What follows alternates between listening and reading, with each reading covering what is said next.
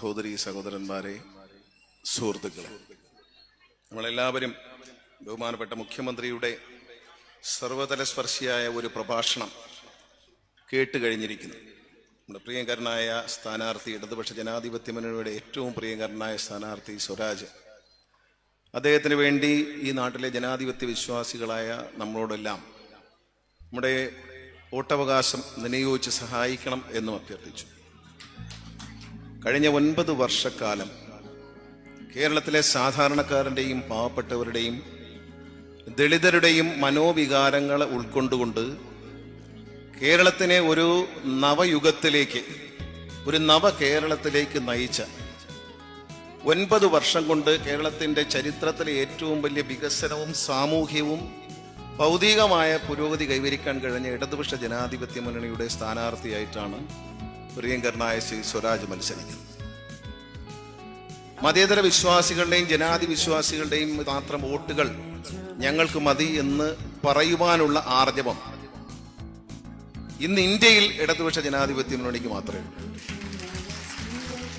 കേരളത്തിൽ മാത്രമല്ല, ഇന്ത്യയിൽ നമുക്കേ ഉള്ളൂ. വർഗീയ ശക്തികളുടെ കരാളഹസ്തങ്ങളിൽ നിന്ന് ഈ രാജ്യത്തെ മോചിപ്പിക്കാൻ ഏറ്റവും വലിയ പരിശ്രമം നടത്തുന്നത് കേരളത്തിലാണ്.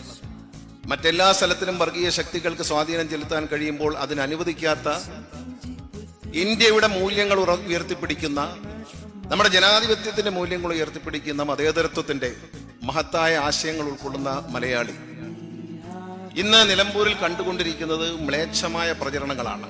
മുഖ്യമന്ത്രി പറഞ്ഞതുപോലെ നമ്മുടെ എതിരാളികൾ നടത്തുന്നത് മ്ലേച്ഛവും നിന്ദ്യവും അതുപോലെ തന്നെ വളരെ നെഗറ്റീവായിട്ടുള്ള ഒരു പ്രചരണ പരിപാടികളാണ്.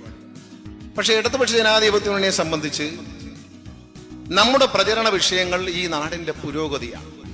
ഈ നാട്ടിലെ സാധാരണക്കാർക്കും ഈ നാട്ടിൽ ജീവിക്കുന്ന പാവപ്പെട്ടവർക്കും ഈ നാടിന്റെ പൊതുവികസനത്തിന് വേണ്ടി ഇടതുപക്ഷ ജനാധിപത്യ മുന്നണി ചെയ്തിട്ടുള്ള വികസന പ്രവർത്തനങ്ങളെ ഉയർത്തിപ്പിടിച്ചുകൊണ്ടാണ് സഖാവ് സ്വരാജിനായി നമ്മൾ വോട്ട് പിടിക്കുന്നത്. നമ്മുടെ എല്ലാം പ്രിയങ്കരനായ സ്ഥാനാർത്ഥി നിലപാടുകളുടെ രാജകുമാരനാണ്. ഇടതുപക്ഷം എന്ത് നിലപാടെടുക്കുന്നു ആ നിലപാടിനെ ഉച്ചസ്ഥായിയിൽ പറയാൻ തന്റെ പറഞ്ഞതുപോലെ സ്വരാജ് വിജയിച്ചു പോകേണ്ടത് സ്വരാജിന്റെ മാത്രം ആവശ്യമല്ല, ഇടതുപക്ഷ ജനാധിപത്യ മുന്നണി ആവശ്യമല്ല, ഈ നാട്ടിലെ ഓരോ നല്ലവരായ ജനങ്ങളുടെയും മനസ്സിന്റെ ആഗ്രഹമാണ്, ആവശ്യമാണ്. അതാണ് നമുക്ക് സാധിക്കാനുള്ളത്. 4 മിഷനുകൾ നടപ്പിലാക്കിയ ഇടതുമുന്നണി സർക്കാർ. വിദ്യാഭ്യാസ രംഗത്ത് നമുക്കറിയാം, കേരളത്തിൽ സ്വകാര്യ വിദ്യാഭ്യാസങ്ങൾ തഴച്ചു വരളുന്ന, സ്കൂളുകൾ തഴച്ചു വളരുന്ന ഒരു കാലഘട്ടത്തിൽ സെൽഫ് ഫൈനാൻസിങ് സംവിധാനങ്ങൾ സ്കൂളുകൾ മുതൽ കോളേജ് വരെ കേരളത്തിന്റെ വിദ്യാഭ്യാസ രംഗം പിടിച്ചടക്കുന്ന ഒരു കാലഘട്ടത്തിലാണ് 2016 സഖാവ് പിണറായി വിജയൻ നേതൃത്വം കൊടുക്കുന്ന ഇടതുപക്ഷ ജനാധിപത്യ മുന്നണി കേരളത്തിൽ അധികാരത്തിൽ വരുന്നത്. അന്ന് മുതൽ ഇങ്ങോട്ട് സാധാരണക്കാരന്റെയും പാവപ്പെട്ടവരുടെയും പട്ടികജാതിയിൽപ്പെട്ടവരുടെയും പട്ടികവർഗത്തിൽപ്പെട്ടവരുടെയും പണം കൊടുത്ത് മക്കളെ പഠിപ്പിക്കാൻ നിവൃത്തിയില്ലാത്ത സാധാരണക്കാരുടെ മക്കൾ പഠിക്കുന്ന സർക്കാർ സ്കൂളുകളെ അത്യന്താധുനിക നിലവാരമുള്ള സ്കൂളുകളായി ഉയർത്തുകയും അവർക്ക് ഏറ്റവും നല്ല വിദ്യാഭ്യാസം കൊടുക്കാൻ കഴിയുകയും ചെയ്യുന്നതാണ് ഈ സർക്കാരിന്റെ ഏറ്റവും വലിയ നേട്ടം. നമ്മുടെ വിദ്യാഭ്യാസ മേഖല തകർന്നു പോവുകയായിരുന്നു. UDF ഭരിക്കുന്ന കാലത്ത് കേരളത്തിലെ വിദ്യാഭ്യാസ ശ്രമങ്ങൾ അടച്ചുപൂട്ടി നഷ്ടത്തിൽ ഓടുന്ന, നമ്മൾ നഷ്ടത്തിൽ ഓടുന്ന സാധാരണ കടകളും കച്ചവടവും ബിസിനസ്സും ഒക്കെയാണ്. പക്ഷെ വിദ്യാഭ്യാസം സർക്കാരിന് നഷ്ടമാണ്. പൊതുജനങ്ങൾക്ക്, പാവപ്പെട്ടവരെ മക്കൾക്ക് നൽകുന്ന വിദ്യാഭ്യാസം സർക്കാരിന് നഷ്ടമാണ് എന്ന് കണ്ടെത്തി അത് അവസാനിപ്പിക്കാൻ ശ്രമിച്ചുകൊണ്ടിരുന്ന UDF നിന്നാണ് 2016 സഖാവ് പിണറായി വിജയൻ ഈ കയ്യിലേക്ക് ഈ നാടിന്റെ ചുമതല ഈ നാട്ടിലെ നല്ലവരായ ജനങ്ങളെ ഏൽപ്പിക്കുന്നത്. അവിടെ നിന്ന് ഇങ്ങോട്ട് കൃത്യമായ കണക്ക് പറഞ്ഞാൽ സ്വകാര്യ സ്കൂളുകളിൽ ഫീസ് കൊടുത്ത് പഠിച്ചിരുന്ന സാധാരണക്കാരന്റെ മക്കൾ, പണക്കാരനെന്നോ പാവപ്പെട്ടവനെന്നോ വ്യത്യാസമില്ലാതെ, ലോകത്ത് ജാതിമത വ്യത്യാസങ്ങളില്ലാതെ ഇനി അവശേഷിക്കുന്ന സോഷ്യലിസം, മതേതരത്വം അത് അവശേഷിക്കുന്ന ഒരേ ഒരു സ്ഥലം വിദ്യാലയങ്ങളെ ക്ലാസ് മുറികളും അവിടുത്തെ ബെഞ്ചുകളുമാണ്. അവിടെ മാത്രമാണ് ജാതി ഇല്ലാത്തത്, അവിടെ മാത്രം പണക്കാരനും പാവപ്പെട്ടവനും വ്യത്യാസമില്ലാത്തത്. ഈ സർക്കാർ എയ്ഡഡ് സ്കൂളുകളിലേക്ക് 5 ലക്ഷം കുഞ്ഞുങ്ങളെ സ്വകാര്യ സ്കൂളുകളിൽ നിന്നും മടക്കിക്കൊണ്ടുവരാൻ കഴിഞ്ഞു വന്നതാണ് സഖാവ് പിണറായി വിജയന്റെ നേതൃത്വത്തിലുള്ള 1ാം പിണറായി സർക്കാരിന്റെ ഏറ്റവും വലിയ നേട്ടം. നമുക്കറിയാം, അത് കഴിഞ്ഞ പ്രതിസന്ധികൾ മാത്രമായിരുന്നു ഈ സംസ്ഥാനം നേരിട്ടത്. 2018 മഹാപ്രളയത്തിന്റെ ദുരിതം നല്ലതുപോലെ അതിന്റെ വിഷമങ്ങൾ ഏറ്റവും കൂടുതൽ അനുഭവിച്ച ഒരു സ്ഥലമാണ് നിലമ്പൂരിലെ ജനങ്ങൾ. ആ ഒരു പ്രതിസന്ധിയിൽ കേരളത്തിലെ ജനങ്ങളെ നെഞ്ചോട് ചേർത്ത് നിർത്തിക്കൊണ്ട് ധീരമായ നേതൃത്വം നൽകിയ സഖാവ് പിണറായി വിജയന്റെ കരങ്ങൾക്ക് കരുത്തു പകരാനാണ് ഇന്ന് നിലമ്പൂരിലെ ജനങ്ങൾ ഒരുങ്ങേണ്ടത്. ഒന്നും മറക്കരുത്. നമ്മൾ കഴിഞ്ഞു പോയ നന്മകളെ, തിന്മകളെയും മറക്കരുത്. തിന്മകളെ കുറിച്ച് പറഞ്ഞു, മുഖ്യമന്ത്രി പ്രസംഗിച്ചവൻ പറഞ്ഞു 100 രൂപ പോലും വർദ്ധിപ്പിക്കാതെ ക്ഷേമ പെൻഷനുകളെ അവസാനിപ്പിക്കാൻ ശ്രമിച്ച UDF നയങ്ങളെ കുറിച്ച് പറഞ്ഞു. ഞെക്കിയും ഞെരുങ്ങിയും 600 രൂപയായി വർദ്ധിപ്പിച്ചിട്ട് 18 മാസം അത് കൊടുക്കാതെ പിടിച്ചു വെച്ച, കടലാസിൽ എഴുതി വെച്ച UDF ഭരണത്തെക്കുറിച്ച് ബഹുമാനപ്പെട്ട മുഖ്യമന്ത്രി പ്രസംഗത്തിൽ സൂചിപ്പിച്ചു. അതുപോലെയല്ല, പറയുന്ന വാക്കുകൾക്കപ്പുറം ഒരു തെരഞ്ഞെടുപ്പിൽ നമ്മൾ എടുത്തു നോക്കിയാൽ എന്താണ്? പണ്ടൊക്കെ നമ്മൾ എവിടെ ചെന്നാലും തെരഞ്ഞെടുപ്പിന്റെ ഏറ്റവും വലിയ തമാശ എന്ന് പറയുന്നത് പ്രകടന പത്രിക. ഏറ്റവും വലിയ തമാശ എന്താണ്? പ്രകടന പത്രിക. ജനങ്ങളെ പറ്റിക്കാൻ വാഗ്ദാനങ്ങളുടെ ഒരു പുസ്തകം ഇറക്കി എന്ന് പുച്ഛത്തോടെ ജനാധിപത്യത്തിൽ ഇന്ത്യ മുഴുവൻ ജനങ്ങൾ പറഞ്ഞിരുന്ന ആ പ്രകടന പത്രിക, അതിൽ പറഞ്ഞ കാര്യങ്ങൾ മുഴുവൻ ഏതാണ്ട് 100%, 99.9% കാര്യങ്ങളും ഒന്നാം പിണറായി സർക്കാരിന് നൽകാൻ കഴിഞ്ഞു ജനങ്ങൾക്ക്. ഇല്ലേ? ആലോചിച്ച് നോക്കൂ. അതിൽ പറഞ്ഞ 600 കാര്യങ്ങൾ ബഹുമാനപ്പെട്ട മുഖ്യമന്ത്രി എടുത്തു പറഞ്ഞു. രണ്ടാം പിണറായി സർക്കാരിന് വേണ്ടി കൊന്ന പ്രകടന പത്രികയിൽ ഏതാണ്ട് ഈ ദിവസം വരെ 4 വർഷം പിന്നിടുമ്പോൾ സർക്കാർ അതിലെ 95% കാര്യങ്ങളും കേരളത്തിലെ ജനങ്ങൾക്ക് വേണ്ടി വാഗ്ദാനങ്ങൾ പാലിച്ചുകൊണ്ട് നടപ്പിലാക്കി കഴിഞ്ഞു. ഇന്ത്യയിൽ ഏതെങ്കിലും ഒരു സർക്കാർ ഇന്ത്യയുടെ ചരിത്രത്തിൽ തെരഞ്ഞെടുപ്പിന് വേണ്ടി ഇറക്കിയ പ്രകടന പത്രിക എടുത്തു വെച്ചുകൊണ്ട് ജനങ്ങളോട് പറയുകയാണ്, നിങ്ങൾ ഈ പ്രകടന പത്രിക വിലയിരുത്തൂ, ഇത് നോക്കി മാർഗിടൂ, ഇത് വെച്ച് നമ്മൾ പ്രോഗ്രസ് കാർഡ് പ്രസിദ്ധീകരിക്കാം എന്ന് പറയാനുള്ള ആർജവും ധൈര്യമുള്ളത് ഇടതുമുന്നണി സർക്കാരിന് മാത്രമാണ് ഇന്ത്യയിൽ എന്ന് അഭിമാനത്തോടെ ഓർക്കണം. ഈ സർക്കാർ ആരോഗ്യരംഗത്ത് കൊണ്ടുവന്ന പരിഷ്കാരങ്ങൾ നമുക്കറിയാം. നമ്മുടെ പ്രദേശത്തെ പ്രാഥമിക ആരോഗ്യ കേന്ദ്രങ്ങളിൽ പോയാൽ തലവേദനയ്ക്ക് പോലും മരുന്ന് പുറത്തേക്ക് എഴുതുന്ന ഒരു കാലമായിരുന്നു UDF സർക്കാരിന്റെ കാലം, 2001 മുതൽ ഇങ്ങോട്ട്. പക്ഷെ ഈ സർക്കാർ വന്നതിന് ശേഷം കോവിഡ് മഹാമാരി ഇന്ത്യയും ലോകത്തെയും ആകെ വരിഞ്ഞു മുറുക്കി ലോകമാകെ സ്തംഭിച്ചപ്പോൾ നമ്മളെ ആശുപത്രിയിൽ നമ്മൾ അന്നുവരെ കേട്ടിട്ടില്ലാത്തൊരു സാധനമുണ്ട്. എന്താണെന്നറിയാമോ? സാനിറ്റൈസർ.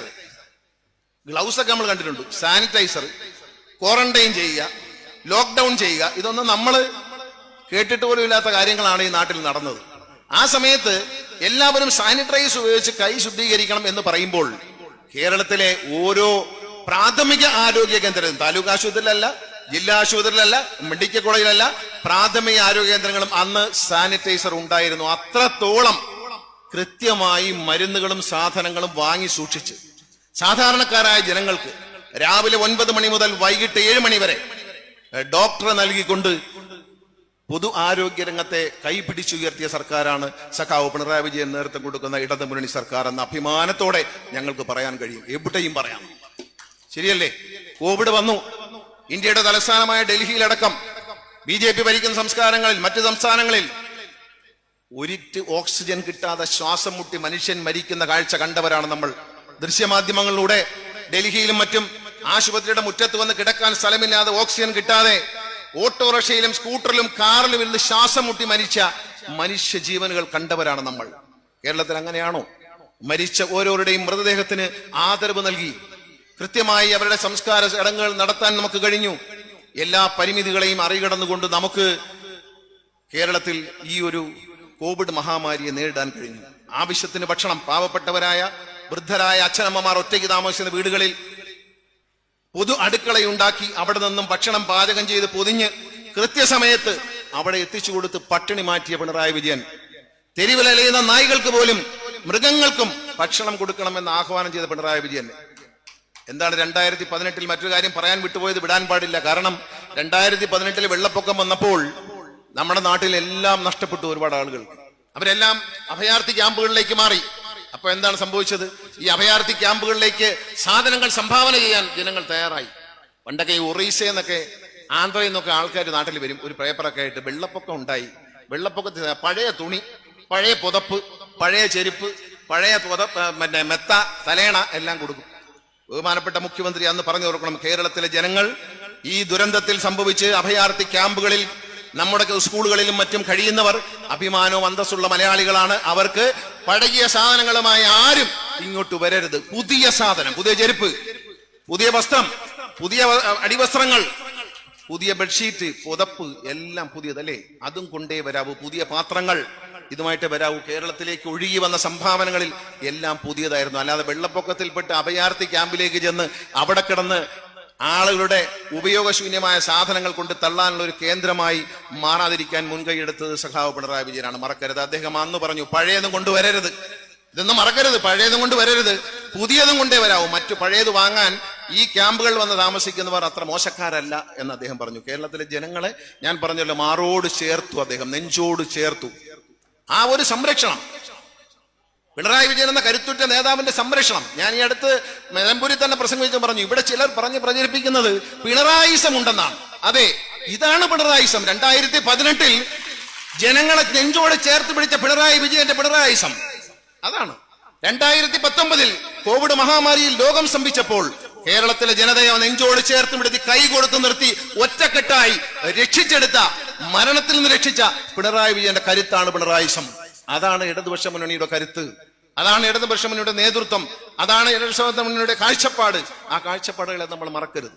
എല്ലാ രംഗത്തും, ആരോഗ്യ രംഗത്ത്, വിദ്യാഭ്യാസ രംഗത്ത്, സമഗ്രമായി റോഡുകളുടെ വികസനത്തിന്റെ കാര്യത്തിൽ ഒക്കെയും പുരോഗതിയിലേക്ക് കേരളത്തിലെ നയിച്ചത് ഇടതുപക്ഷ ജനാധിപത്യ മുന്നണി സർക്കാരാണ്. സുരാജന്റെ പ്രസംഗത്തിൽ അദ്ദേഹം പറഞ്ഞു, ഒരു ചരിത്രം എടുത്ത് പരിശോധിച്ചാൽ, കേരളത്തിൽ ഭരിച്ച രാഷ്ട്രീയ പ്രസ്ഥാനങ്ങളുടെ മാറി മാറി വരുന്ന സർക്കാരുകളുടെ ചരിത്രം എടുത്ത് പരിശോധിച്ചാൽ കേരളത്തെ ഏറ്റവും വലിയ നിലയിലേക്ക് കൈപിടിച്ചുയർത്തിയ കേരളത്തിന്റെ കരുത്തുറ്റ ഭരണം എന്ന് പറയുന്നത് ഇടതുപക്ഷ ജനാധിപത്യ മുന്നണിയുടെ ഈ 9 വർഷത്തെ ഭരണമാണ് എന്ന് നമ്മൾ അഭിമാനത്തോടെ പറയാൻ നമുക്ക് കഴിയും. ഇത് ജനങ്ങളോട് പറയണം. ഞാൻ ദീർഘിപ്പിക്കുന്നില്ല, ഒരുപാട് നേതാക്കൾ സംസാരിക്കാനും ഞാൻ ദീർഘിപ്പിക്കുന്നില്ല. ഇത് ജനങ്ങളോട് ഇന്ന് മുതൽ 19-ാം തീയതി വരെ നമുക്ക് വിശ്രമിക്കാൻ സമയമില്ല. നമ്മുടെ വാക്കുകളിൽ, നമ്മുടെ പ്രവൃത്തികളിൽ, നമ്മുടെ ഫോൺ സന്ദേശങ്ങളിൽ, നമ്മുടെ അയൽവക്കക്കാരോട്, സുഹൃത്തുക്കളോട്, ബന്ധുക്കളോടൊക്കെയും നമ്മൾ പറയേണ്ടത് സ്വരാജിനെ അരിവാൾ ചുറ്റിയ നക്ഷത്രം അടയാളത്തിൽ വോട്ട് ചെയ്ത് വിജയിപ്പിക്കണം. ഇത് നമ്മുടെ ആവശ്യമാണ്. സ്വരാജിന്റെ വിജയം നമ്മുടെ വ്യക്തികളുടെ വിജയമാണ്, പാവപ്പെട്ടവന്റെ വിജയമാണ്, സാധാരണക്കാരന്റെ വിജയമാണ്, മതേതര വിശ്വാസികളുടെ വിജയമാണ്. ഇതാണ് പറയുന്നത്. ഈ സമയമില്ല. നിങ്ങൾ വോട്ട് ചെയ്യുമെന്ന് എനിക്കറിയാം, പക്ഷെ അതല്ല പരമാവധി വോട്ട്. മഴയാണെങ്കിലും വെയിലാണെങ്കിലും എന്ത് പ്രശ്നമാണെങ്കിലും പരമാവധി ജനങ്ങളെ പോളിംഗ് ബൂത്തിലേക്ക് കൊണ്ടുവരികയും അവിടെ എത്തുമ്പോൾ അവരുടെ മുന്നിൽ കാണുന്ന വിഷയത്തിൽ അരിവാൾ ചുറ്റിക നക്ഷത്രം അടയാളത്തിൽ പ്രിയപ്പെട്ട സ്വരാജിന് വോട്ട് ചെയ്ത് അദ്ദേഹത്തെ വിജയിപ്പിക്കണമെന്ന് സ്നേഹത്തോടെ നിങ്ങൾ മറ്റുള്ളവർ പറയണം. നിങ്ങൾ ഒരാൾ പറഞ്ഞാൽ 10 പേര് കേൾക്കും, ഏറ്റവും കുറഞ്ഞത്. നിങ്ങളിൽ ഒരാൾ പറഞ്ഞാൽ 10 പേര് കേൾക്കും. ഈ മുമ്പിലിരിക്കുന്ന കുഞ്ഞുങ്ങൾ പറഞ്ഞാൽ 20 പേര് കേൾക്കും, 20 പേര് കേൾക്കും. അത്രയ്ക്കും ശക്തിയുണ്ട് നിങ്ങളുടെ വാക്കുകൾക്ക്, നിങ്ങളുടെ ആത്മാർത്ഥതയ്ക്ക്, നിങ്ങളുടെ സത്യസന്ധതയ്ക്ക്. അത് മുൻനിർത്തിക്കൊണ്ട് ഇനിയുള്ള ദിവസങ്ങൾ 19-ാം തീയതി പുലരുന്ന അവസാനിക്കുന്നവരെയും പോളിംഗ് അവസാനിക്കുന്നവരെയും എല്ലാ മര്യാദകേടുകളും കാണിക്കാൻ കഴിയുന്നവരാണ് നമ്മുടെ എതിരാളികളെന്ന് മനസ്സിലാക്കിക്കൊണ്ട്, എന്ത് വൃത്തികേടുകളും പ്രചരിപ്പിക്കാൻ, എന്ത് അസത്യവും പ്രചരിപ്പിക്കാൻ ലജ്ജയില്ലാത്തവരാണ് നമ്മുടെ എതിരാളികളെന്ന് മനസ്സിലാക്കിക്കൊണ്ട് നമ്മൾ വളരെ കരുതലോടെ മുന്നോട്ട് പോകണം. ഓരോ വോട്ടും വിലപ്പെട്ടതാണ്. ആ ഓരോ വോട്ടുകളും ഇടതുപക്ഷ ജനാധിപത്യ മുന്നണിക്ക് അനുകൂലമായി നമ്മുടെ സ്ഥാനാർത്ഥി ശ്രീ സ്വരാജിന് നമ്മുടെ ശ്രമഫലമായി വൻ ഭൂരിപക്ഷം നൽകി അരിവാൾ ചുറ്റിയ നഷ്ടത്തിൽ വോട്ട് രേഖപ്പെടുത്തി വിജയിപ്പിക്കണമെന്ന് എല്ലാവരോടും അഭ്യർത്ഥിച്ചുകൊണ്ട് എല്ലാവിധ നന്മകളും വിജയങ്ങളും ആശംസിച്ചുകൊണ്ട് ഞാൻ എൻ്റെ വാക്കുകൾ ചുരുക്കുന്നു. നന്ദി, നമസ്കാരം, ജയ് ഹിന്ദ്.